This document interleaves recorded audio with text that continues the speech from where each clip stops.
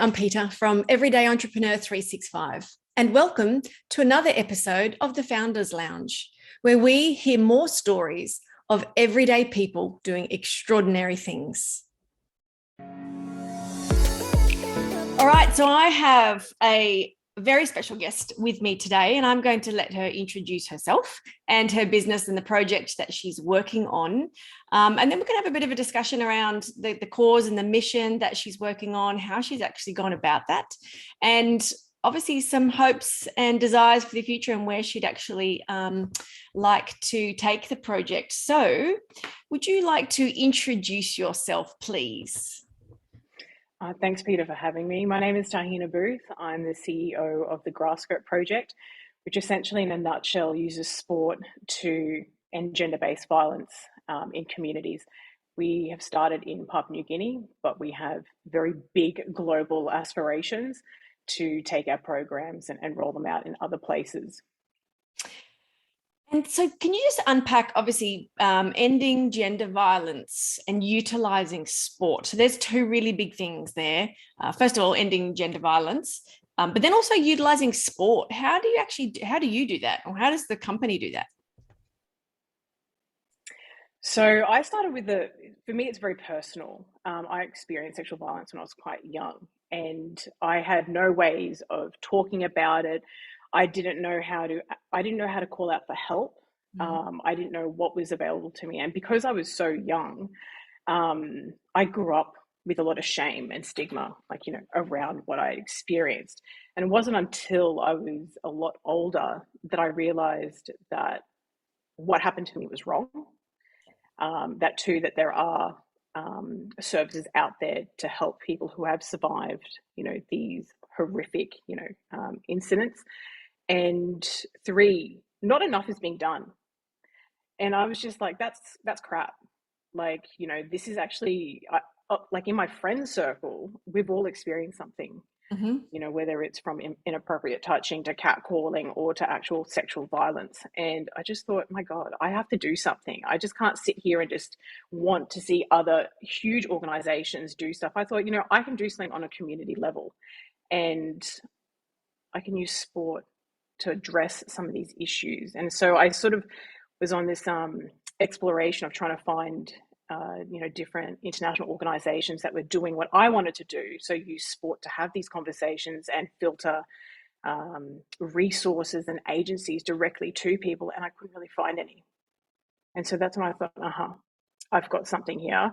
I have no idea how to start. I play sport, semi-professionally. So I've got access to lots of sports equipment, and why don't I just take sports equipment back home? It was a little bit crazy because, I've got no background in development and aid or anything like that. I just had this crazy, intense fire to do something. And I had no idea what I was doing, but I just did it. So, this is where the best ideas come from. Firstly, you had a really big problem that you wanted to solve for or work towards or come up with alternative solutions. Can you unpack, because you mentioned there that you had an involvement with sport. So what's your personal relationship with sport?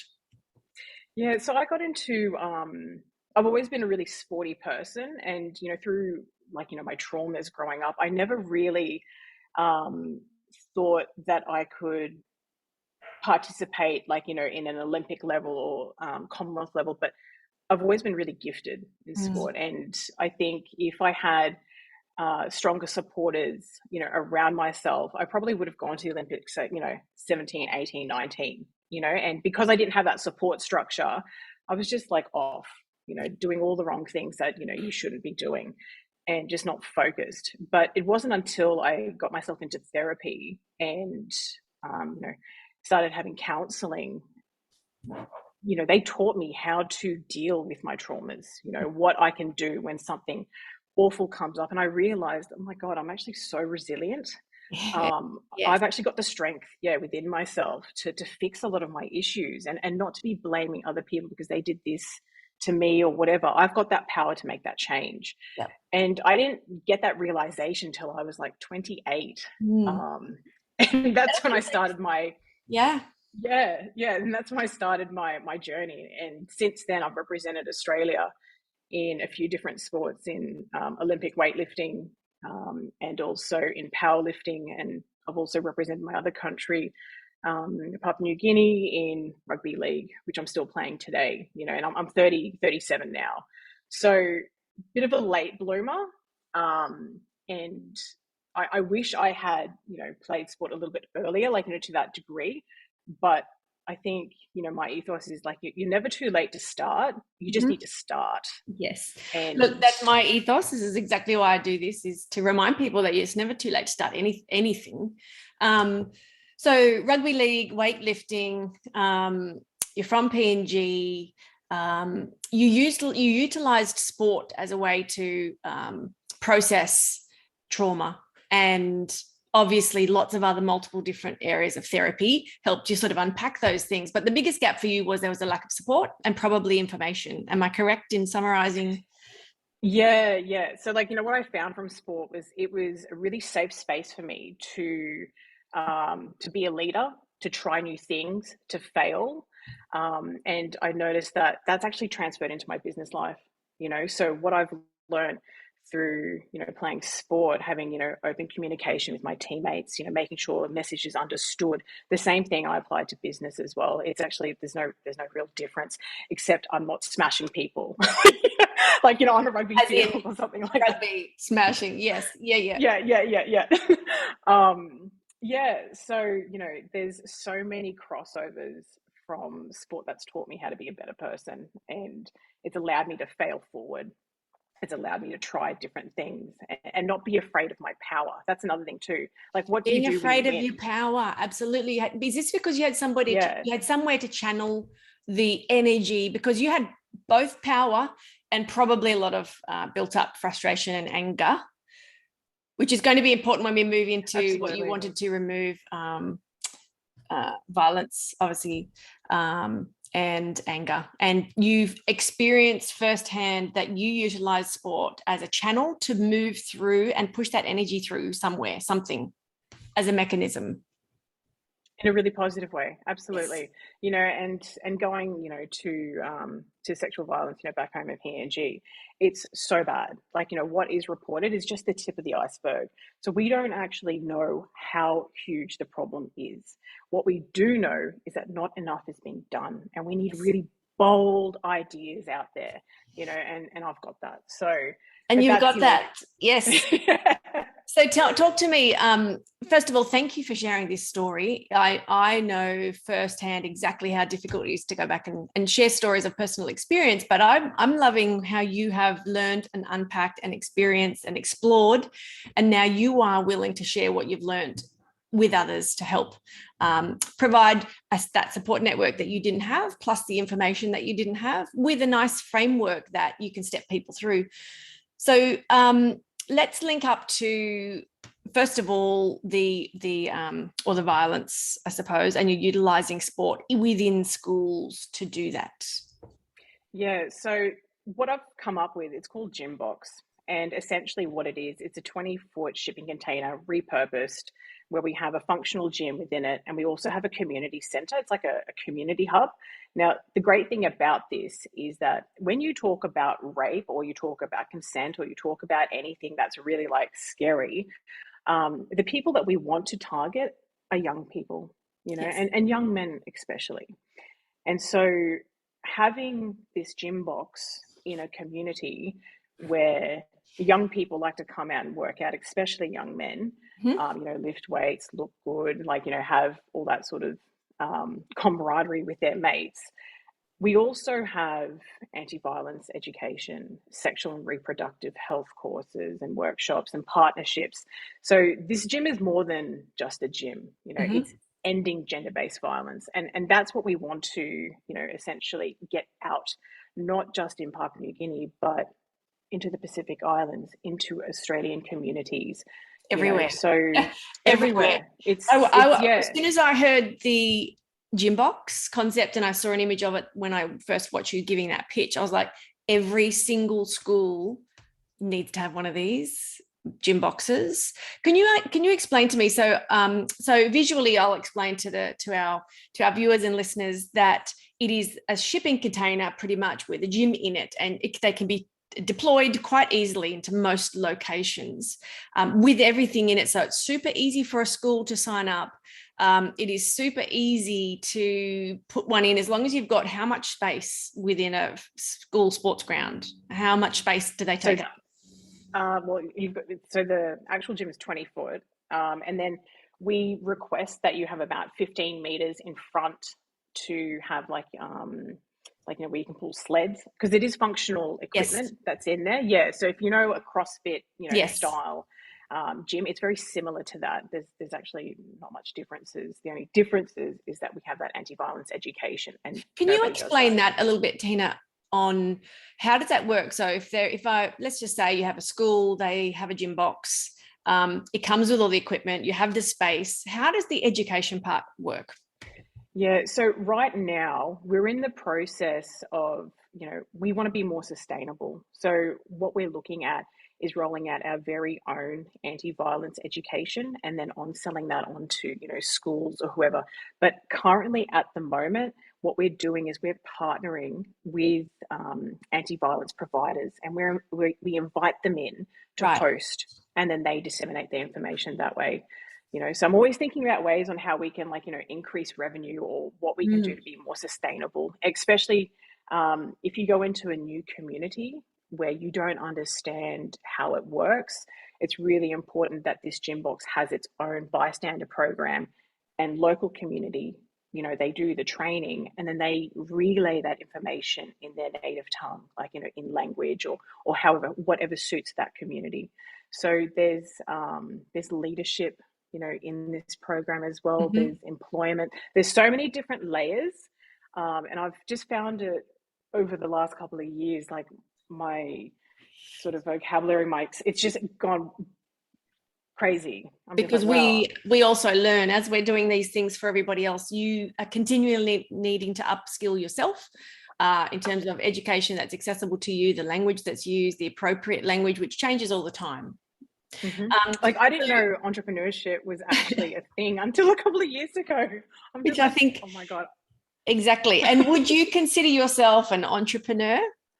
Absolutely. Like, because it has not been easy. Let's be real. You know, this is not, you have to be courageous for one, Yes. because, it's a very lonely journey. But it doesn't have to be. Like, there are others, that are out there, but I didn't know where to look, Yes. so it wasn't until I, did a course last year with SBE, which was absolutely amazing, that I was like, oh, wow. Oh, there's There's other actually this people. whole industry. Yeah. Yes.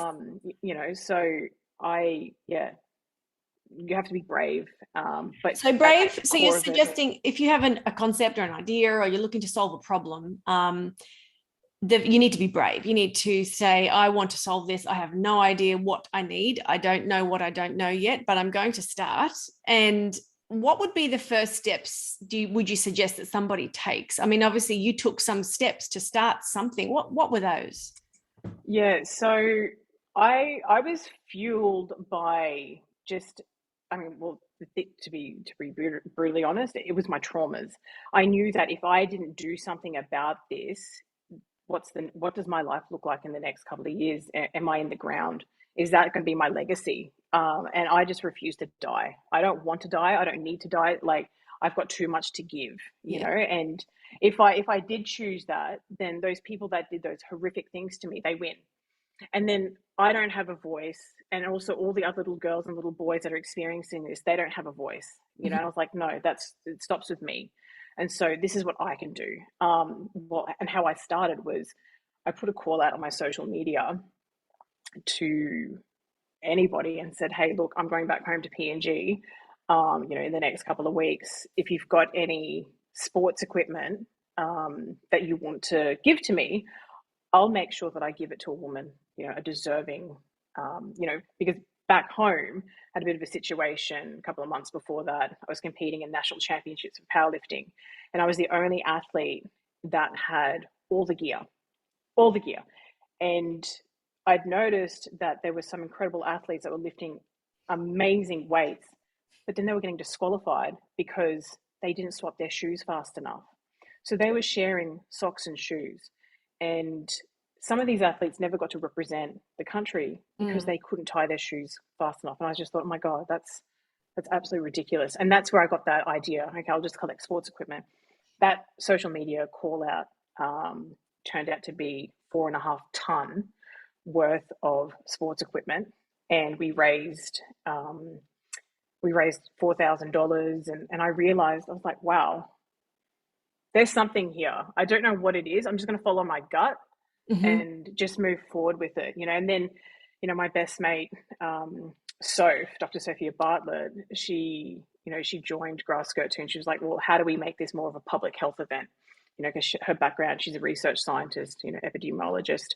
And so, she's the brains behind the public health aspect. And I was like, so if I want, more gender-based violence, like, how do we do this? And it's just grown from there, so a lot of collaboration, a lot of support from great people. And for me, it's actually been not about judging myself, because I don't know a lot of things.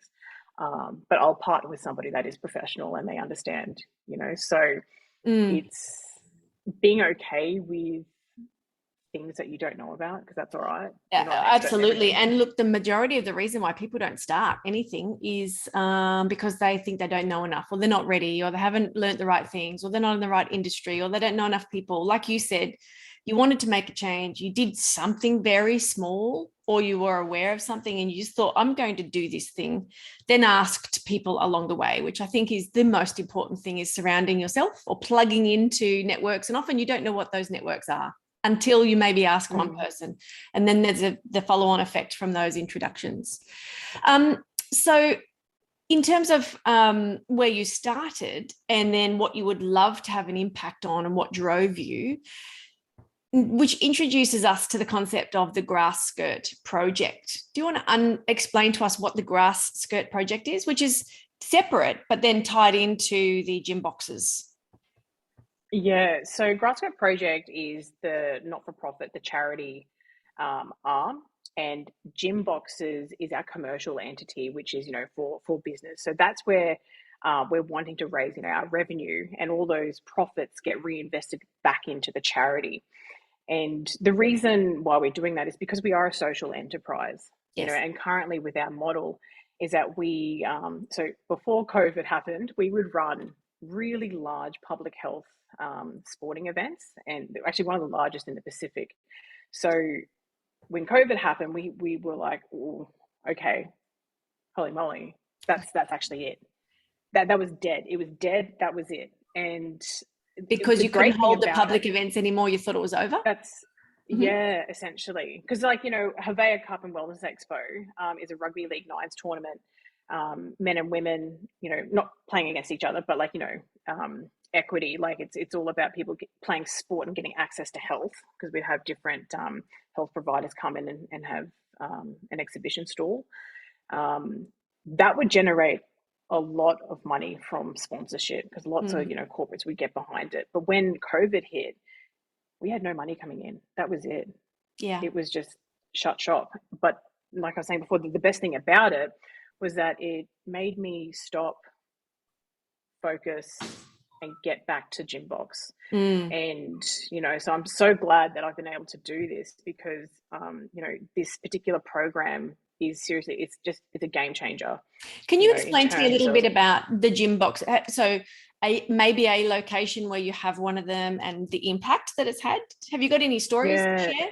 Yeah, so the one that we've currently got is based in Port Moresby. Yes. And is that in a school or a community? Well, it's in a community that backs up on the back of a school. Okay. So we've got, school students that come and use the facility. The thing is that we have 150 members, coming to the facility per week using it.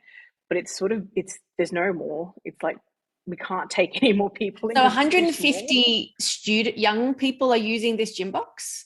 From ages 12 to 60. Okay, so it's for everybody. Okay, yeah. And 150 a week are using it? Yeah, and we have different partnerships with, sexual reproductive health, family sexual violence, the Royal PNG Constabulary. They come in and they disseminate their health information. And are they We've doing actually that got, in sessions where people are sitting down listening? Is it in person? yeah, yeah. So we ran, so last year, for example, we'd run them once a month with a uh, different themes and just open it up to anybody. They can come, and what we're finding is that it's actually a really it's evenly attended by both genders. Mm-hmm. And so for us, that tells us that this is needed.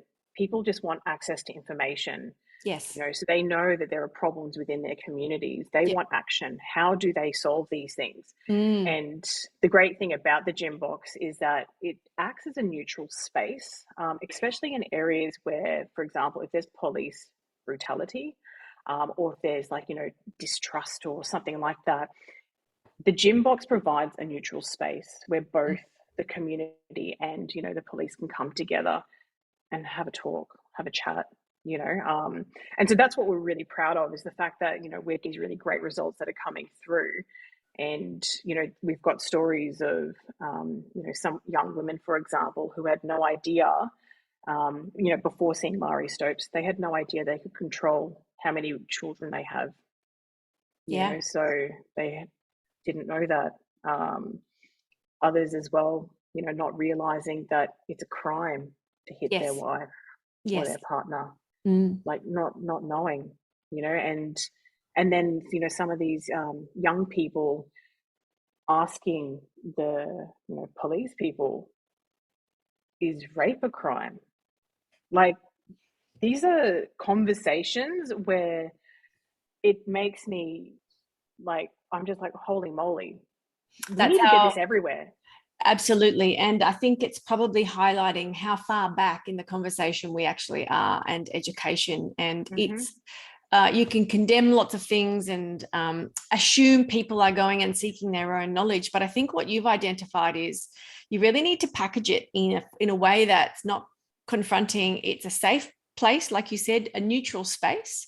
It's disarming, and it's Mm-hmm. coming at them as a point of contact that is there to be helpful and not condemning behavior, but more Absolutely. education, which I think is probably quite unique. Yeah, and not judgmental either. Like, that's the real power in this, and having it, the facilitators are local people that deliver it. So there's They any have sort of that local cultural connection. nuances. Yeah, Yeah. exactly. They know how to deliver that content. So um, yeah, it's one of these. I thought there would have been more, programs like this around the world, but I haven't. I'm yet to find any, and who knows, somebody might hear this in I don't know, Well, somewhere look, in Europe. let's And let's unpack that a little bit. So obviously, do you have a big, hairy, audacious goal, or a big goal to get? I mean, we have spoken, and my dream is to see your gym boxes in every single school, all around. Well, first of all, Australia. And obviously PNG and the Pacific, or community centres. yeah, Because it should be as important as other parts of the schools, and schools have a lot of different programs that they embed, but introduce at an education department level. Is this something that you are also hoping for? What is your vision?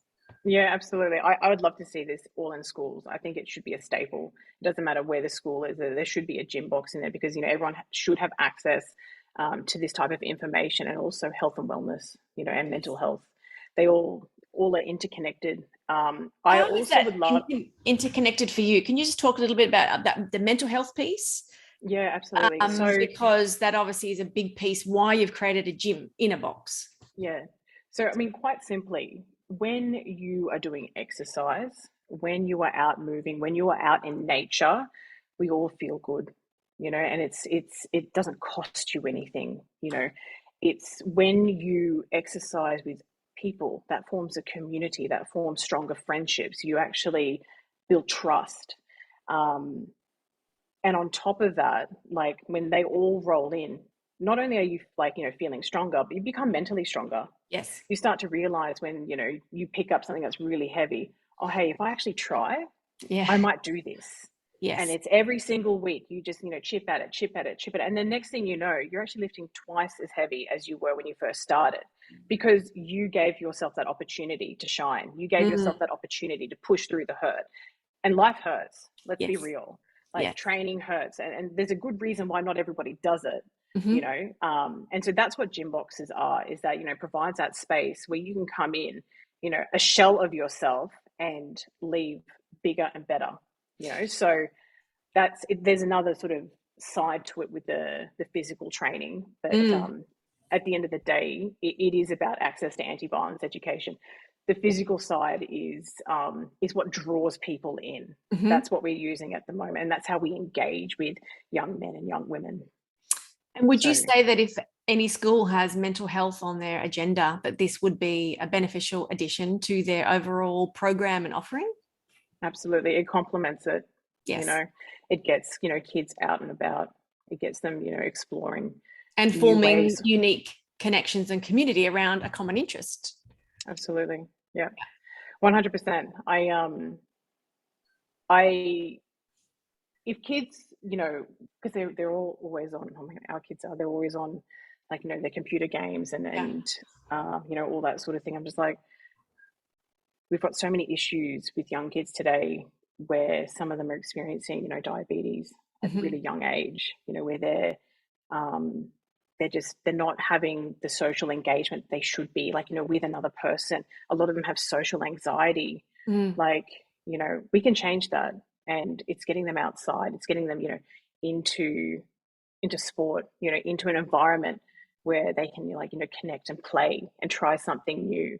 Yes. So yes, I'm 100% for Yeah, sports so I think anyway. you've touched on, I mean, you've got a solution that if schools have mental health on their agenda, but also health and well-being, physical health and well-being of their young people, the members of their community, but also the social resilience, the social connection, and the connection to community. I think you're touching on three really vital parts of the growth of not only micro communities within a school, but broader than that in their own local community. But then I also believe what you're touching on there is you're pretty much empowering regional areas to have a central space for Mm, education, but then also to tackle those community issues of mental and physical well-being all at the same time, which is fascinating to me because you are a very inspirational entrepreneurial person who never anticipated being an entrepreneur, who is actually an athlete and a trauma survivor. What would you say to young people who perhaps think, you know what, I don't really know what I'm going to do with my future, or I absolutely have no interest in business and I don't even know what businesses do or what people who are in business do? How would you explain maybe to fuel or drive a passion or an impact project with something that you know? Do you have any sort of advice maybe to a younger version of yourself? well, if I was speaking to myself, it'd be like, don't be so angry, do something about it.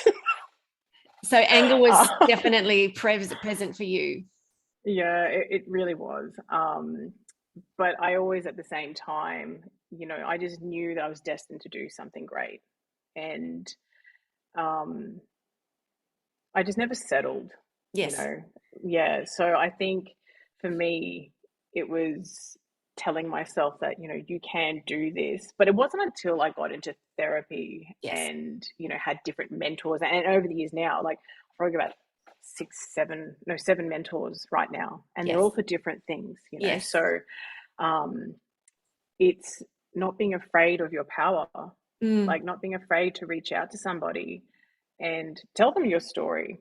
Like, there's a mentor that I'm trying to track down now, but he's just a little bit distant. But I'm like, I know I'll work with you one day. And that's actually that's Dr. Glenn Richards, by the way. So if he's listening to this, like, I actually he's one of I know them. him, so I can easily there you go. I will send this video to him. Yeah, so thank you.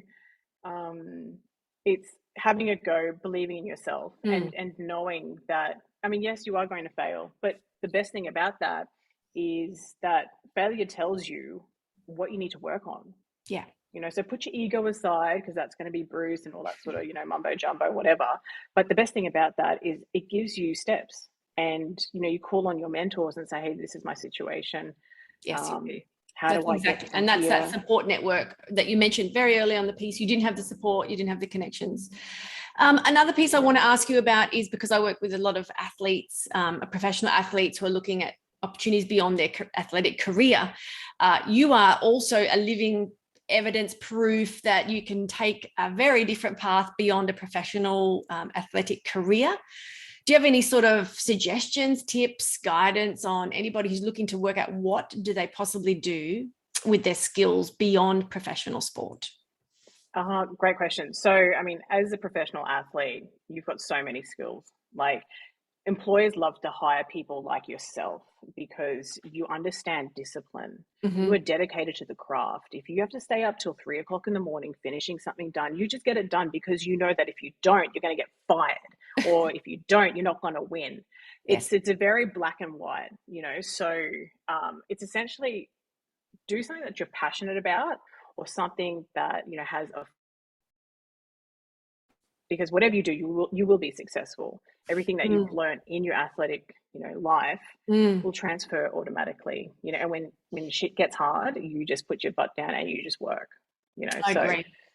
And look, evidence has shown so many times over that athletes or anybody with that competitive mindset make fantastic business owners, founders, entrepreneurs, simply because they have that ability to be, first of all, be coached, know that there's somebody else out there who might know more than them and is actually got their best interest at heart to guide them. Plus also the ability, like you said, just to get it done. It hurts, it's hard, no one loves the training. And a lot of being in business is just like going to training every day, showing up, doing the thing when you don't love it. And it's just feel like you're not getting anywhere. But if you have a very clear goal, end goal, mission, impact, they're the things that will keep you driving towards the end. Absolutely. Yeah. So this is your chance to, ask, like, what do you want? What do you need? Who do you want to be introduced to? What would you like to see that who might be in the community, that might be listening, that might be able to help you out? So what we're wanting to do is expand our GYMBOXes in Papua New Guinea, and we have an approach where we want to have 10 deployed by 2024, but we've staged it, for this year, 2 next year, and then 3 4 thereafter.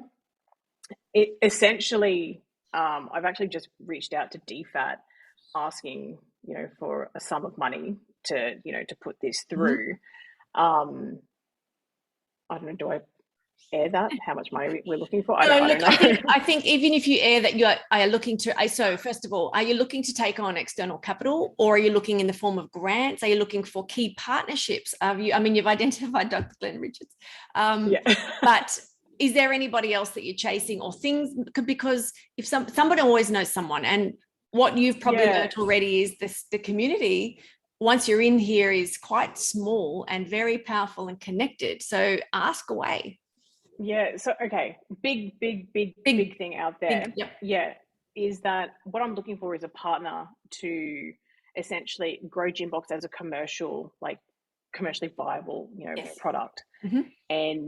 But with not just, a commercial return, but very, very large social returns. Yes. And I have no idea if there's people out there that are in that headspace, Yes, there is. And look, because there's a difference between obviously social enterprise and then for-profit, profit for purpose enterprises. So you can absolutely be a commercial enterprise, but be for purpose, and utilize your profits for purpose and a mission and a goal. And it's very important to make sure that you are always aligned with the partners you take on, and your alignment together is something that you would like to achieve, because there's always going to be challenges where people aren't in alignment, and that's up to you as the founder to remain true to that. Yeah. So yes, I would love introductions, to partners like that, and, essentially to get me investment ready, because I'm about 92% there. Yeah. But if I have someone that can look over everything and just say, yep, you're almost there, we just need to fix this or whatever. Because I know that we're sitting on is something that will absolutely take off. And I just need a really good partner to deliver that with me. And look, everyone's always sitting on something that's just about to take off. But I will remind you that it's not actually what you're sitting on, it's you. So you are about to take off, and it is actually you who's the secret sauce. And this is really important. It's so important to make sure this message is solid, because this is where people don't share their ideas and talk about them, is because they're fearful. Like you said, absolutely anybody can go and launch GYMBOX, but do they have your story? Do they have your intent? Do they have your integrity, background, history, passion to drive this forward? No, they do not. So GYMBOX isn't about to take off, you are. And keep that really at the front of your mind, because that is the thing that will bring you the correct aligned partner. Thank you. That's my little spiel. But it's look, I have thoroughly enjoyed our chat. I really enjoyed when I first heard you pitch at the SPE pitch last year. You were authentic, you were raw. I don't think you had pitched before. And the fact that you got up there and did it anyway, how did that feel for you to get up and pitch when you haven't pitched before? I was ready to do it. It was it was really daunting, but it's one of those things where I know I have to get really good at public speaking, because I know I'll be doing more of it in the future. Yes. And especially in, international markets. So it's just a step, it's just a new thing to learn and to get comfortable with. And, to harness my power within, not be afraid of it. So, it was great, really great experience. And I recommend it for anybody. Awesome. To do the same thing. Thank you so much for sharing your story, time, giving us a little bit of an insight into what's coming next for both GYMBOX and GrassSkirt Project. How can people find you? Where is the best place to connect with you? If it's LinkedIn, email, websites, what's the best way to plug in and connect with you? Yeah, LinkedIn is my preferred connection. And that's Tahina Booth? Yeah. And I'm also on Twitter. So GrassSkirt Project's on Twitter as well. So it's at GrassSkirt Proj. Yes. We're also on Instagram, which is under GrassSkirt Project, and Facebook under GrassSkirt Project as well. Okay. Excellent. Thank you so much for spending the time with me today. We have gone over our half an hour, but it was an awesome discussion, and I always learn so much when I get to chat to special people like you, and I'm always feel a little bit better off. So thank you so much for sharing the time with me today. Thank you, Peta. Thank you for having me.